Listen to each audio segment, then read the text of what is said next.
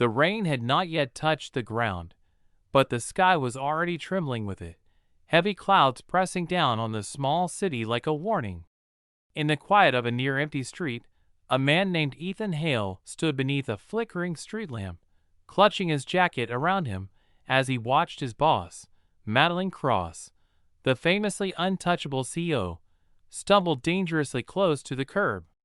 He had seen many surprising things in his life, but nothing prepared him for the sight of the woman known for her steel composure collapsing into a fragile, drunken mess on a night she was supposed to be receiving a business award.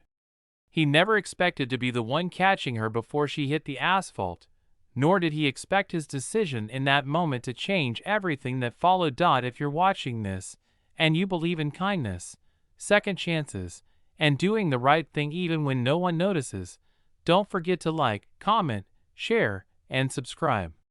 And tell us in the comments where you're watching from. Your place may be far, but your presence means everything here. Ethan wasn't supposed to be anywhere near that event.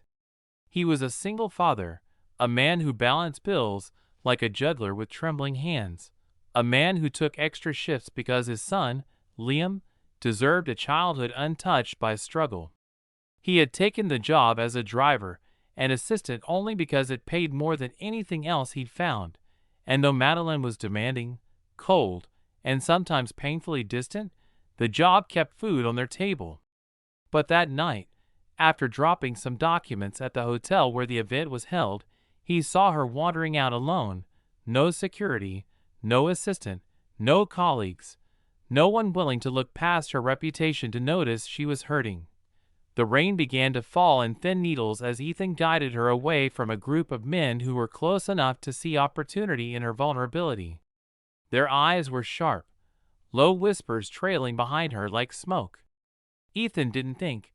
He just stepped between them, lifting her arm over his shoulder, shielding her until she was safely in his car.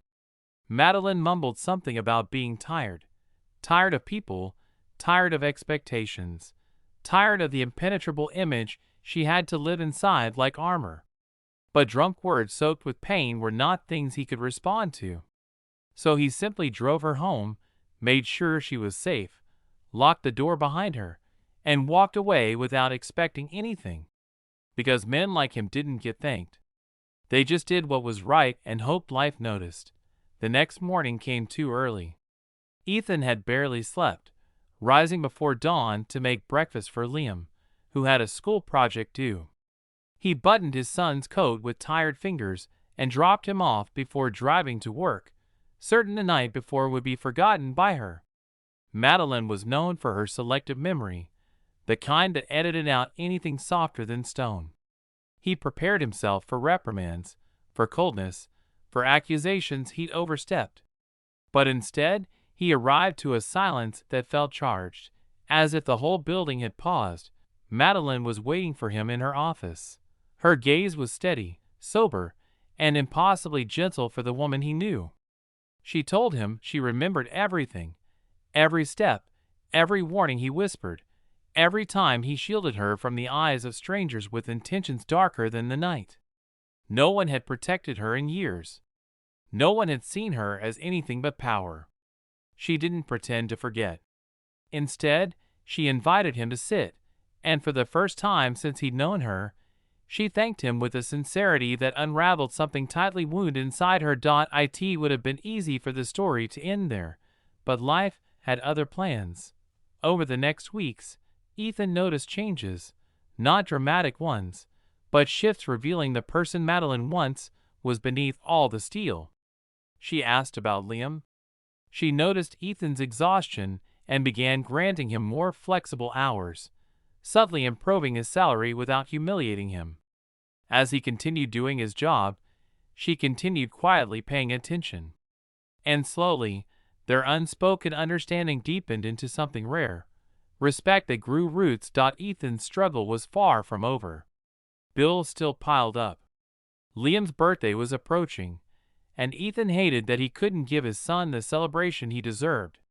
But then Madeline started involving Ethan in projects he'd never expected to touch.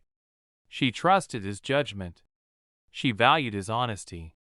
He became more than just a driver. He became someone she leaned on, someone whose presence grounded her when the world demanded she be flawless. The world saw her as a titan. Ethan saw her as someone human, and Madeline, for the first time, felt seen. One late evening, as the city lights flickered like restless stars, Madeline shared the truth behind her unraveling that night. The deal she'd lost, the betrayal she hadn't seen coming, the years of suffocating pressure that no amount of success could ease. Ethan listened, not because he wanted anything from her, but because he understood what it meant to carry pain alone. In her vulnerability, she found unexpected strength. In his quiet resilience, she found something she'd forgotten existed: trust. Their lives continued to intertwine, not dramatically, not instantly, but naturally, like the way dawn slowly but inevitably reaches every corner of the sky. Madeline began joining Ethan and Liam for small moments of life: an after-school pickup, a shared lunch, a quiet walk through a park where Liam would run ahead and laugh freely. For Ethan, these moments felt fragile, like glass he didn't dare hold too tightly. For Madeline, they felt healing. But the world is always ready to challenge happiness. When an unexpected emergency struck Ethan, Liam falling ill and medical bills threatening to drown him, he tried to keep it quiet. He didn't want pity. He didn't want Madeline to feel obligated. But when he missed work unexpectedly, she found him on the floor of his small kitchen, head in his hands, the weight of life finally too heavy to pretend through. Madeline didn't hesitate. She took Liam to the best care available, stayed by Ethan's side as he panicked, and reminded him he wasn't alone anymore. Liam recovered, but something deeper shifted. Ethan realized that Madeline wasn't helping him because she felt responsible. She was helping him because she cared. And Madeline, who had spent years building walls taller than her success, finally understood that some people save your life long before you ever notice you were drowning. If this story has touched your heart even a little, please take a moment to like this video, share it with someone who needs hope today, and leave a comment. It truly helps more than you know.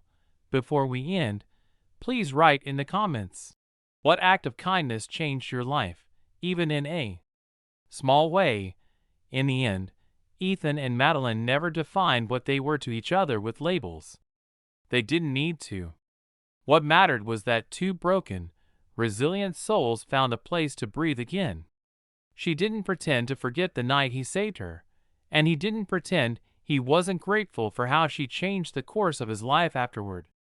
They simply carried each other forward, stronger, braver, and no longer alone. And sometimes, that is the most heart-touching story life can ever write.